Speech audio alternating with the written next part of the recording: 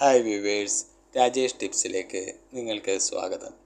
ഇന്ന് ഞാൻ നിങ്ങളിലേക്ക് അവതരിപ്പിക്കുന്ന ഒരു വീഡിയോ എന്ന് പറയുന്നത്, നമ്മൾ വിമാനയാത്ര ചെയ്യുന്നവർ BP ഉള്ളവരാണെങ്കിൽ അവർ എന്തെല്ലാം മുൻകരുതലുകൾ എടുക്കണമെന്നുള്ളതാണ്.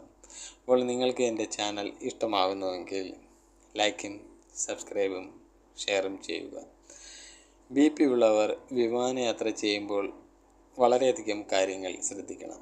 ഇവരുടെ ആരോഗ്യം പ്രശ്നത്തിലാകാതിരിക്കാൻ എന്തൊക്കെ കാര്യങ്ങൾ നോക്കണമെന്നുള്ളത് നമുക്കിതിൽ പറയുന്നതാണ്.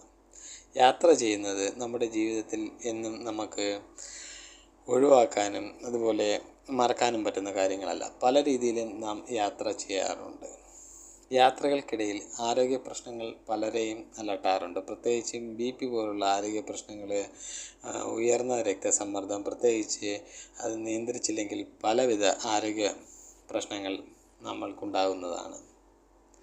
പലരും കൃത്യമായി വ്യായാമം ചെയ്യുന്നു, നീന്തുന്നു, ആക്റ്റീവായി ജീവിക്കുന്നു. പക്ഷേ ഇതൊന്നും ചെയ്തില്ലെങ്കിൽ BP പിടിപെടാനുള്ള സാധ്യത കൂടുതലാണ്. ഇലക്ട്രിക്കൽ മസിൽ സ്റ്റിമുലേഷൻ വർക്കൗട്ടുകൾ ചെയ്യുന്നത് കാരണങ്ങളാൽ തന്നെ BP ഉണ്ടെങ്കിലും യാത്ര കൊണ്ട്, പ്രത്യേകിച്ച് വിമാനയാത്ര കൊണ്ട് അപകടമില്ലെന്ന് വിശ്വസിക്കുന്നു. എന്നാൽ ഇത് അബദ്ധധാരണയാണ്. പ്രത്യേകിച്ചും വിമാനയാത്ര ചെയ്യുമ്പോൾ ഏറെ ശ്രദ്ധ വേണം. കാരണം BP ഉള്ളവർ ഏറ്റവും അപകടകരമായ യാത്ര വിമാനയാത്ര തന്നെയാണ്. യാത്ര ചെയ്യുമ്പോൾ രക്തസമ്മർദ്ദത്തിനുള്ള മരുന്ന് ഒഴിവാക്കുന്നത് BP കൂട്ടാൻ സാധ്യതയുണ്ട്. ഇത് തലകറക്കം, ബോധക്ഷയം, വീഴ്ചയ്ക്കും കാരണമാകുന്നു. രക്തസമ്മർദ്ദം 200 mm കടന്നാൽ തലകറക്കമുണ്ടാകാനും ബോധക്ഷയം, വീഴ്ച, മസ്തിഷ്ക രക്തസ്രാവം എന്നിവ ഉണ്ടാകാം. പ്രത്യേകിച്ചും സിസ്റ്റോളജിക് യാത്രയുടെ സ്ട്രെസ്, സമയമേഖലയിലെ മാറ്റം, ക്രമരഹിതമായ ഉറക്കം, ജലദോഷം എന്നിവ ഇതിന് കാരണമാകുന്നു. അതുപോലെ വിമാനയാത്രയ്ക്ക് സ്വന്തമായി ചില ബുദ്ധിമുട്ടുകളും ഉണ്ട്. 6000 മുതൽ 8000 അടി വരെ വിമാനം പറക്കുന്ന ഉയരത്തിൽ ക്യാബിനിലെ ഓക്സിജൻ ലെവൽ സമുദ്രനിരപ്പിനേക്കാൾ അല്പം കുറവാണ്. ഈ ഓക്സിജൻ്റെ കുറവ്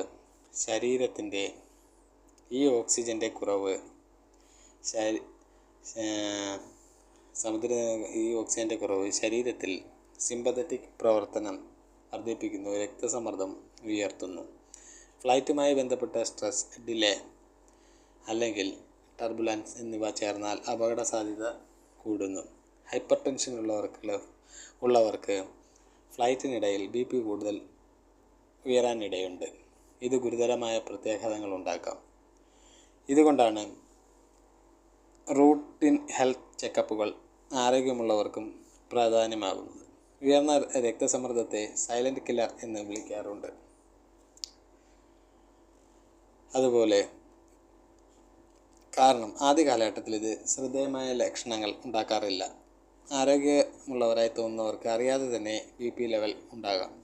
അത് യാത്ര പോലുള്ള സ്ട്രെസ് നിറഞ്ഞ സാഹചര്യങ്ങളിൽ മാത്രം പ്രത്യക്ഷപ്പെടാം.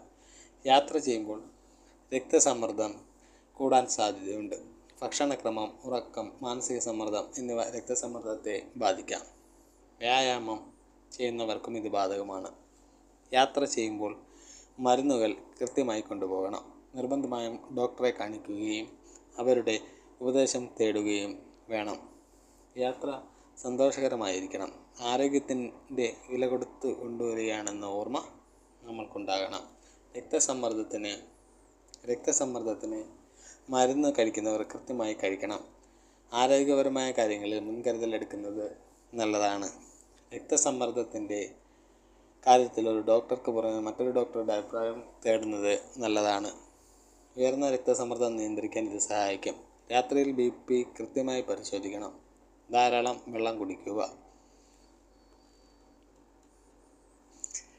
ഭക്ഷണക്രമം, ഉറക്കം, സ്ട്രെസ് ലെവൽ തുടങ്ങിയ ജീവിതശൈലി ഘടകങ്ങൾ നിരന്തരം വ്യായാമം ചെയ്യുന്നവർക്ക് പോലും ഗണ്യമായി ബാധിക്കുന്ന ഒന്നാണ്. യാത്രാക്രമങ്ങൾ ഈ സന്തുലിതാവസ്ഥ തടസ്സപ്പെടുത്താറുണ്ട്. അതിനാൽ മുൻകൂർ മെഡിക്കൽ പ്ലാനിംഗ് അത്യാവശ്യമാണ്. യാത്രക്കിടെ BP റെഗുലേറ്റർ മോണിറ്റർ ചെയ്യുക, ജലദോഷം ഒഴിവാക്കുക, എല്ലാ മരുന്നുകളും കൊണ്ടുപോവുക തുടങ്ങിയ ലളിതമായ കാര്യങ്ങൾ ഉപയോഗിക്കുക. ഇങ്ങനെയൊക്കെയുള്ള കാര്യങ്ങൾ ചെയ്തു കഴിഞ്ഞാൽ നമുക്ക് സുഗമമായിട്ട് വിമാനയാത്ര ചെയ്യാവുന്നതാണ്. അടുത്ത വീഡിയോയിൽ കാണുന്നത് വരെ താങ്ക് യു.